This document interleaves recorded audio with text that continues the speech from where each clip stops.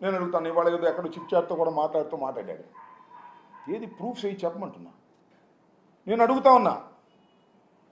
మా సుబ్బారెడ్డి గారు కూడా మొన్న ప్రమాణ దేవస్థానం ముందుకు వచ్చి ప్రమాణం చేస్తానన్నాడు.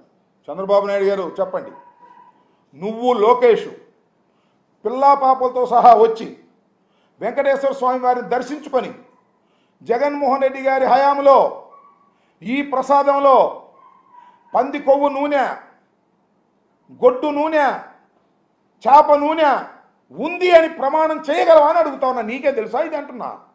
ఆధారాలు లేకోకుండా మాట్లాడుతున్నారే, ఆధారాలు లేకోకుండా జగన్మోహన్ రెడ్డి గారి మీద బురదలాలని ప్రయత్నం చేస్తున్నారే, మహాపాపం కదా ఇది అంటున్నా. ఇంత దుర్మార్గమైన ఆలోచన చేస్తున్నారు చంద్రబాబు నాయుడు గారు.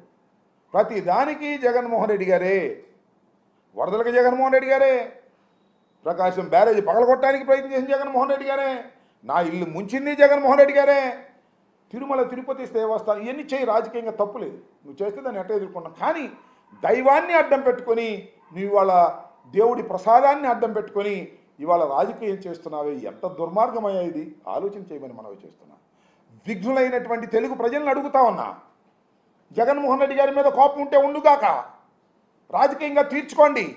ఇలాంటి దుర్మార్గమైనటువంటి ఆరోపణలు చేసి, ఆధారాలు లేని ఆరోపణలు చేసి జగన్మోహన్ రెడ్డి గారి మీద కక్ష తీర్చుకోవాలనుకుంటే చాలా దుర్మార్గం. అదేదో స్వామి చెప్తారు కదా, కంటిలో నలుసు తీయాలంటే పెనుగుడ్డు పెరికేయాలని. కంటూ నలుసు ఉంటే తీసేయి. జగన్మోహన్ రెడ్డి గారి మీద ఏమైనా కోపం ఉంటే వేరేగా తీర్చుకో, చాలా రాజకీయ ఆరోపణలు చేసుకో. కానీ ఇలాంటి దుర్మార్గమైన ఆరోపణలు చేసి జగన్మోహన్ రెడ్డి గారినో వైఎస్ఆర్ కాంగ్రెస్ పార్టీనో భ్రష్టు పట్టిద్దాం అనుకుంటే అది నువ్వే భ్రష్టు పడతావు. ఇవాళ నేను మనవి చేస్తున్నా, లడ్డూలాగా దొరికాడు చంద్రబాబు నాయుడు గారు భగవంతుడి చేతిలో, అబద్ధాలాడి లడ్డూలాగా దొరికాడు వెంకటేశ్వర స్వామి చేతిలో. నిజంగా వెంకటేశ్వర స్వామి లాంటి దుర్మార్గులకి ఏ విధమైన శిక్ష వేయబోతున్నాడో రాబోయే కాలంలో మీరే చూస్తారని కూడా మనవి చేస్తున్నాం. ఎంత దుర్మార్గం అండి ఇది. జరిగింది ఎప్పుడు? చంద్రబాబు నాయుడు గారి టైంలోనా లేక జగన్మోహన్ రెడ్డి గారి టైంలోనా? చంద్రబాబు నాయుడు గారి టైంలోనే జరిగింది. మరి మమ్మల్ని ఎందుకు అంటున్నారు? నువ్వు మొదటి శాంపిల్స్ వచ్చాయి, ఆ శాంపిల్స్లో రాంగ్ వచ్చింది, మీరు నేషనల్ ఎయిడ్ డెవలప్మెంట్ పంపించారు, వాళ్ళు ఇచ్చారు, వాళ్ళ ఖచ్చితత్వం మీద కూడా సరైనటువంటి అవగాహన ఉండకపోవచ్చని కూడా చెప్పారు. ఇలా చెప్తే దాని మీద మీరు మాట్లాడుతున్నారు. అసలు నీ మీద మీరు పరీక్షలు చేయించారా? లడ్డు మీద చేయించారా? నీ మీద పరీక్షలు చేయించింది. బాగోపోతే నీ వెనక పంపిస్తారు కదా, ఇంతకుముందు కూడా నీ మీద చేశారు కదా, అది బాగోపోతే వెనక పంపించారు కదా. లడ్డు మీద మీరు ఇలాంటి అపోహలు సృష్టించేటువంటి ప్రయత్నం చేస్తారు. ఇప్పుడు లడ్డు ఇది ఇవాళ తయారైన లడ్డు కాదు, తయారయ్యి భక్తులన్నీ భుజించినటువంటి సేవించినటువంటి లడ్డు మీద ఇవాళ మీరు ఇలాంటి దుర్మార్గమైనటువంటి ప్రచారం చేయటం చాలా దురదృష్టకరమైనటువంటి పరిణామం అని నేను భావిస్తా ఉన్నా. ఇప్పటికైనా చంద్రబాబు నాయుడు గారు ఆలోచన చేయండి.